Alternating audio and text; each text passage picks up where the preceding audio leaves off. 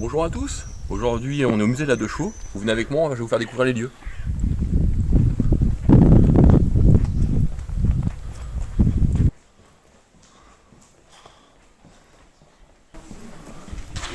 Bonjour Marc, donc voici Marc, le propriétaire du musée. Bonjour.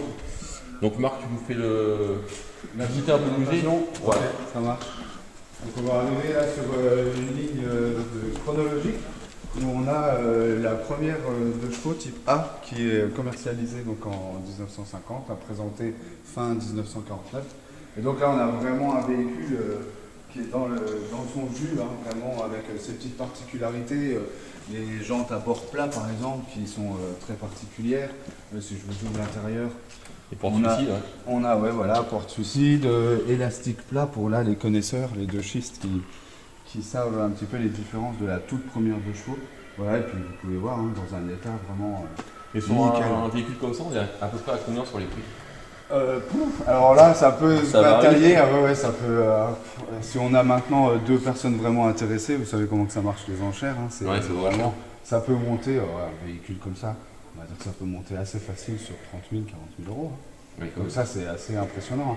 Aujourd'hui les véhicules on les voit sur les ventes entre particuliers ou des choses comme ça.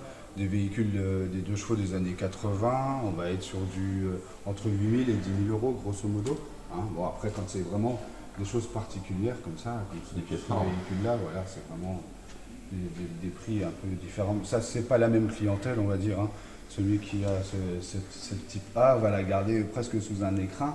Un peu comme nous, on peut le faire au musée, alors que des véhicules des années 80 qu'on voit sur la ligne en face, par exemple, là, ça va être des véhicules qu'on va essayer d'utiliser le plus possible. Et du coup, ça va se changer à 8 000, 10 000 euros.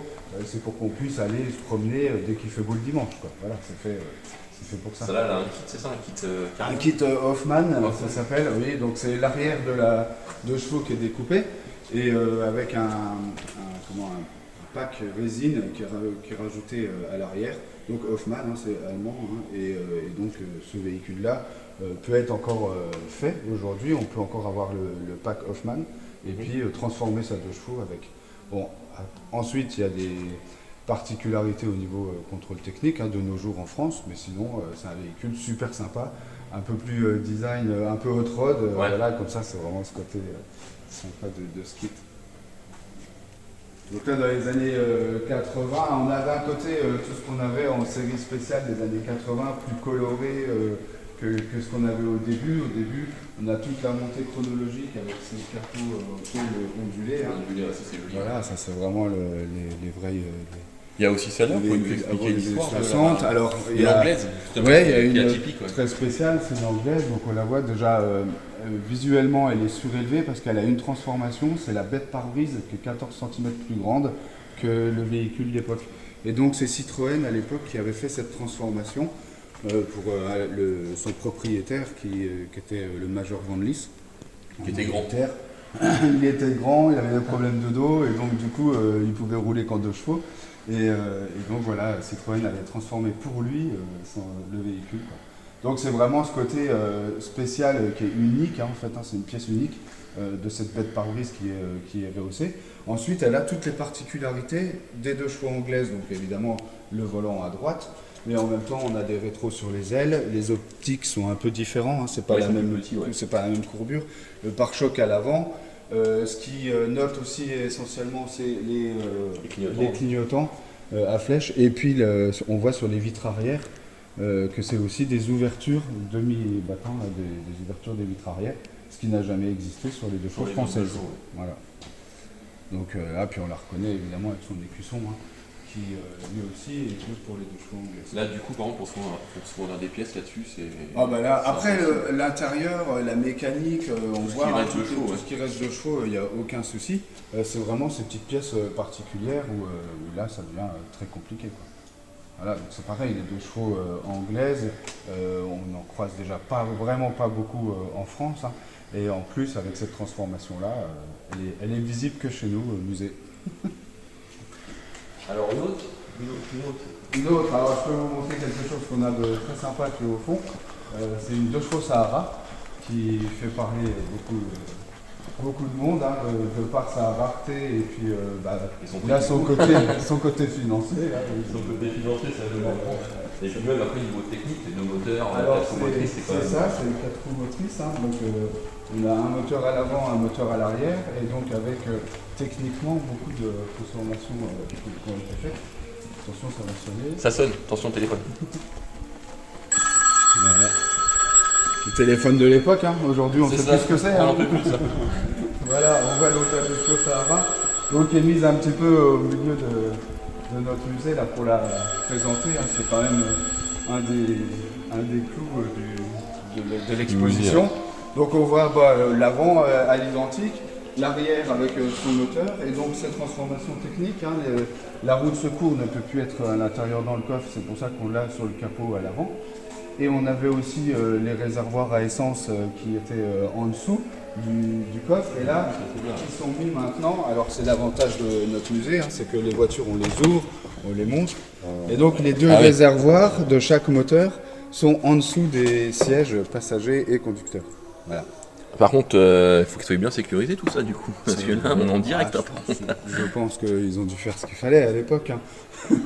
Après, on parle des années... pareil, hein, c'est fin des années 50, donc les sécurités de cette époque-là par rapport par rapport aux normes actuelles, c'est différent. Pas du tout, c'est la même chose. Donc après, découpe de l'aile arrière, hein, pour un peu ce qu'on trouve d'ailleurs, toutes les 2 chevaux qui ont été utilisés pour les raids d'aventure, des choses comme ça, des transformations pour pouvoir aider plus facilement les désensablages, le changement de la roue, voilà, des choses comme ça. Parce que là, du coup, on peut changer la roue sans démonter l'aile, du coup, là, c'est ça, ouais, on arrive à monter suffisamment la voiture pour changer la roue. D'accord, c'est question de temps. Voilà. Exactement. Ensuite, quand on continue le musée, on a un atelier mécanique hein, pour pouvoir recoller toutes les véhicules d'exposition.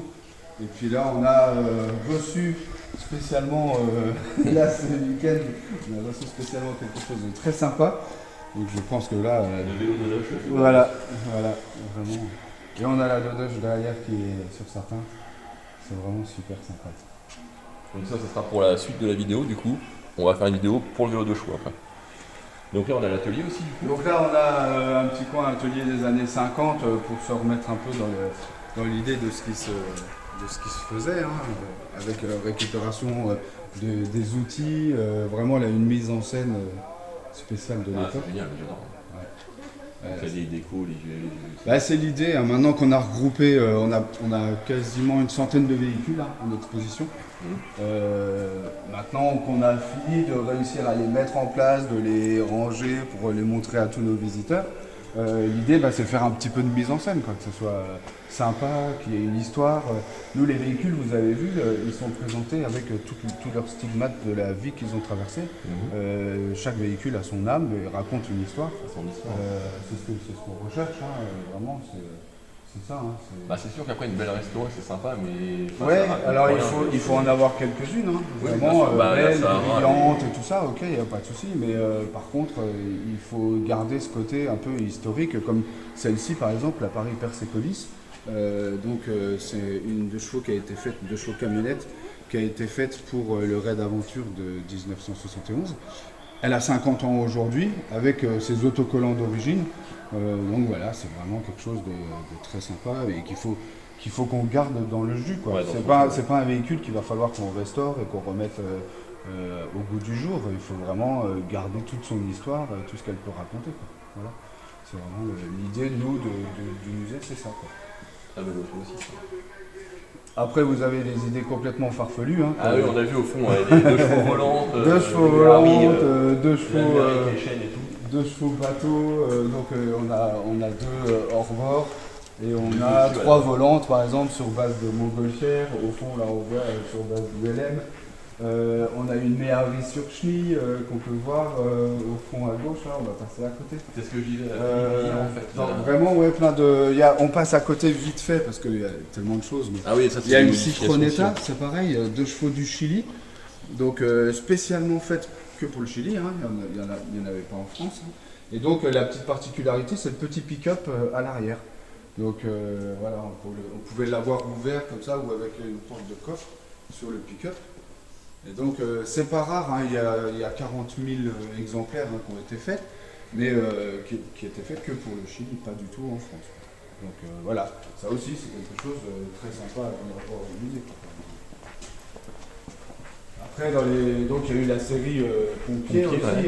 La De Chaux a tout traversé, tous les corps de métier. Ah, il a tout fait, ouais, cette voiture. Elle a été donc camionnette, fourgonnette, donc même les corps de métier, commerçants, tout ce qui était la poste, la poste évidemment, tous ces véhicules-là ont traversé tous les corps de métier, ce qui fait que c'est le développement de la De Chaux, c'est ça, quoi. Donc voilà, mais Harry sur Chenille, aussi, hyper particulier. Ah, c'est ce que je disais hier à Philippe. Philippe, vous pouvez aussi, parce que vous avez un deuxième kit, du coup, C'est ça.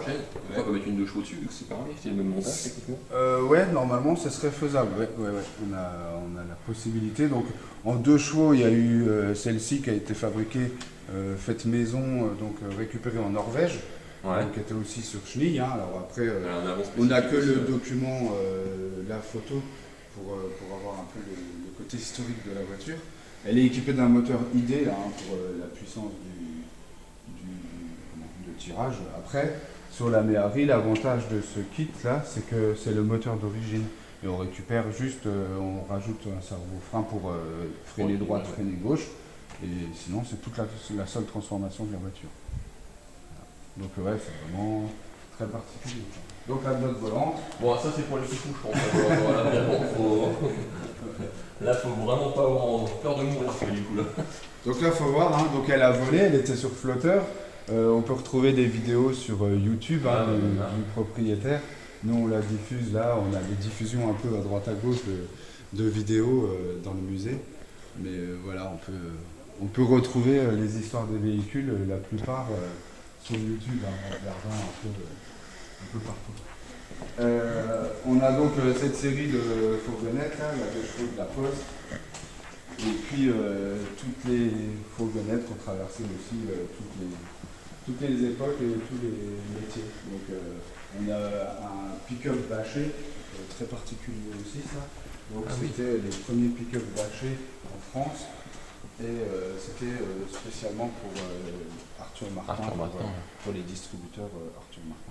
Ça là, faut bien la laisser dans son jus du coup avec les écritures. Voilà, c'est ça. Donc, alors elle existe, on l'a en mini là chez nos rêves, et donc elle existe si on veut la voir avec ses couleurs d'origine en mini, mais on préfère la garder comme ça. Déjà financièrement, on est une équipe de bénévoles qui font vivre un musée d'une centaine de véhicules, et on reçoit grosso modo 2000 visiteurs à l'année. Donc c'est déjà un bon boulot au niveau public et visiteurs et faire vivre tout le musée. Ce qui fait que les restaurations de véhicules, c'est vraiment, on va dire, en arrière-plan. On veut le faire pour certains véhicules, mais d'autres non, on ne veut pas, on veut garder ce côté. Oui, il faut garder dans son jus. Voilà, elle a travaillé, c'est comme nous, quand on travaille, au fur et à mesure, on commence à se délabrer un peu. Mais... voilà, là c'est pareil. Mais c'est ce qui fait son charme aussi, du coup. Faut garder là, un véhicule particulier, pareil, il y en a eu, de 54, dans les véhicules des années-là. Les avoir encore dans l'état là, elles ont toutes fini en poulailler, en tas de tôle dans les champs, tout ce qu'on veut. Et donc pour avoir encore des véhicules dans cet état là, c'est vraiment... c'est ça, moi je rechercherais aussi. Ouais, alors ça, un petit peu côté roots et puis baroudeur et tout ça. J'ai plein d'idées pour faire un rat là-dessus. Ouais, c'est ça. Mais il faut la garder dans son jus, pareil. Ça, ouais, c'est vraiment... Pour la restaurer, pour la déglinguer, c'est notre idée, c'est toujours comme ça, de les garder avec leur histoire. Mais après, pour aller faire un peu de route, traverser la France, faire les rencontres, les nationales, les choses comme ça, un petit peu équipé pour pouvoir vivre dedans pendant quelques jours. C'est un petit matelas, un réchaud et puis... Exactement. Après, moi je suis moins fan, c'est tout ce qui est feu carré. Oui, c'est vrai que je trouve ça... Alors ça se prête encore un peu à la camionnette, on va dire, le phare carré, parce qu'il y a le côté caisse derrière, mais sur la bouille de la 2 chevaux, c'est particulier. D'ailleurs, Citroën l'a sorti au milieu des années 70, le phare carré. Et finalement, ça n'a pas pris vraiment. Ça change trop. Donc, du coup, ils sont retournés sur un phare rond. Et dans les années 80, il existait 2 modèles. La 2 chevaux spéciale, qu'on a là, juste devant, et la 2 chevaux club, qui elle était avec les phares carrés, et qui avait aussi le grand compteur, alors que la 2 chevaux spéciale a un petit compteur. Là, il y avait deux séries différentes de 2 chevaux dans les années 80, et puis c'était basé là-dessus, quoi. Voilà. Ouais, c'est le côté rond. Alors, ceux qui aiment les phares carrés diront oui, mais ça éclaire beaucoup mieux. Ah oui, ça se défend de chaque côté. Et c'est pareil, je crois que dans les fleurons, ils ont tous des différences. Il y a différentes marques, il y a différents cabochons au-dessus. Les anciens, il y avait des petits cabochons de rappel, et donc avec une petite LED, hein, enfin une une LED aujourd'hui, c'était pas une LED à l'époque, une petite ampoule. Et ce qui fait que nous, en tant que chauffeurs, on voyait si c'était allumé ou pas. Ouais. Voilà, c'est ça. Tellement ça éclaire bien, il y avait besoin d'un témoin. Pour être sûr. Après, on a de la fabrication et de la récupération des deux chevaux et des pièces de deux chevaux. Hein. Donc là, on a vraiment un super véhicule. Ah, c'est vraiment Mad Max, j'adore. Ouais, c'est ça. C'est comme ça qu'on l'appelle, hein, la Mad Max. Hein. Donc en plus, elle était équipée pour pouvoir certainement ressortir la deuxième Mad Max quand ils faisaient leur virée. Je pense que c'était un peu ça. Hein. Parce qu'on les voit sur certaines photos. C'est ce qu'on essaye de faire aussi dans le musée, hein, c'est de montrer un peu ce qu'elles ont vécu. Donc voilà, on laisse un peu ça aux gens pour qu'ils puissent regarder ce qu'ils faisaient avec. Donc voilà, on voit la Mad Max, ça par exemple. Oui, il faisait vraiment de la boue. Ils s'amusaient. Hein. C'était vraiment super sympa. Et donc après, les moteurs par exemple, là, qui sont... un groupe électrogène avec un moteur de Bosch, ouais, un groupe, on a les microtracteurs, une tondeuse, une faucheuse. Ouais, les gens bricolaient énormément, hein, énormément dans les années 90. Le moteur de Bosch, il a été prévu de toute façon pour être bricolé limite dans son salon. C'est pratique, ouais, c'est pratique. Mais la deux chevaux en elle-même, hein, quand on refait une deux chevaux, on refait ça dans son garage, un petit garage normal. La deux chevaux se démonte et puis se restaurer. Puis tout se démonte facilement, les portes, il n'y a pas besoin d'un grand emplacement, ça c'est super sympa. Et donc aujourd'hui, toutes ces pièces comme ça, elles sont souvent dans une grange. C'est récupéré du papy, ça passe de génération en génération, ils ne savent plus quoi en faire. Plutôt que de les jeter aujourd'hui, c'est hop, un petit coup de fil au musée de la deux chevaux. Et puis nous, voilà, l'idée est super sympa de pouvoir le présenter. Et ça continue, quoi. Il y a une vie derrière le travail du papy, quoi. En gros, c'est ça. Hein. Après, de l'autre côté, vous avez un côté aussi qui a toutes les inventions, j'ai vu aussi. Ouais, on a une partie au fond. Alors, le musée, en fait, s'étend sur 2700 m². Hein, donc, il y a de quoi déjà bien exposer. Hein, donc, on a vu. Là, c'est plus classique, on va dire. Toute la partie classique. Attention au téléphone. On arrive bientôt. On est passé aussi à côté vite fait des AMI 6, AMI 8, hein, parce qu'on a toutes les dérivées de la deux chevaux. Hein. Il y a celle-là, moi, qui m'interpelle un peu aussi. Avec des gros feux là devant. Je sais pas trop ce que c'est comme feu. Ouais, alors si vous trouvez, ça serait la bonne idée. Tous ceux qui regardent là, ils pourront peut-être. Alors c'est du Marshall, mais je pense plutôt équipé sur je vais le prendre en photo sur de la Hispano ou quelque chose comme ça. Voilà, des fois que ça peut donner une idée. Je vais le prendre en photo. Donc ça c'est une transformation maison aussi. Hein. C'est le propriétaire en fait avait un très grand terrain et pour pouvoir se promener sur son terrain. Et je pense que justement c'est pour ça qu'il a rajouté des gros feux. Ouais, pour ça vraiment ça éclaire vraiment. On va les faire, je sais pas, il faisait peut-être safari dans sa forêt ou des choses comme ça. L'ensemble je le trouve excellent par contre. Mais ouais, ça lui donne, et au niveau du gabarit, parce que donc du coup elle est raccourcie. Hein, on voit qu'elle aurait pu les deux emplacements et donc elle a un peu raccourci. Et ça nous donne vraiment cette découpe, un côté. Pick-up et puis utile quoi du coup. Super sympa. Donc équipé avec un ancien moteur, 425 cm3, qui tourne très bien. C'est un moteur de 425 cm3 des années 50 et 60, qui tourne très bien. C'est super sympa. Une deux chevaux qui dort. On arrive à la remettre en route en quelques heures de travail. Ça c'est impressionnant. C'est des moteurs qui sont aussi pas à refroidissement à eau, c'est refroidissement à air, ce qui fait que du coup ça résiste bien au temps, il n'y a pas d'énorme corrosion. Donc là on arrive sur la partie fond du musée où il y a encore du travail pour nous, donc encore avec des véhicules à un petit peu remettre en état ou essayer de mettre en scène. Et une carte grosse, il y a buggy, il y a une crosse là encore. Au fond, on voit les deux chevaux qui ont flotté, donc deux hors-bord. À côté de ça, on a un aéroglisseur équipé du moteur de la deux chevaux. Voilà. cas peut-être un petit peu trop jour sur la vidéo. Ouais. Je sais pas si ça se voit. Si... Ça va, ça. Le monstre aussi, le monstre, voilà. Donc là c'est le four à poterie, ouais. Celui-là il est excellent. C'est à côté, donc je peux vous l'ouvrir pour vous montrer un petit peu. Donc c'est une AK qui est équipée complètement. On va passer la ficelle en dessous, voilà. C'est une AK qui est complètement équipée, refaite en four. C'est Jean Fontaine qui avait fait ça. Et donc lui il l'utilisait pour faire de la démo et des choses comme ça dans les manifs ou les concentrations. Et il l'avait fait en monstre pour amuser les enfants à l'époque. Ou pas. Et voilà, il a une très bonne gueule ici. Ah ouais, c'est super sympa. Avec l'autre partout. On a aussi une CTLM à côté là. Pour faire les financements. Truc de chevaux gazon. Donc là on a été obligé d'utiliser les volumes, on est obligé de rehausser un peu si on veut gagner de la place. On n'a encore pas trouvé la solution de pousser les murs, en fait il faudrait, parce qu'il y a encore des véhicules pour compléter la connexion à rentrer, mais donc on s'amuse à faire un peu de l'exposition en hauteur, on va dire, histoire de récupérer de la place. Et donc on a notre série de châssis, pareil, donc pour les non habitués de la 2 chevaux, la 2 chevaux c'est ça, c'est une plateforme, un châssis comme ça, donc là on a les différentes années avec les transformations sur les châssis.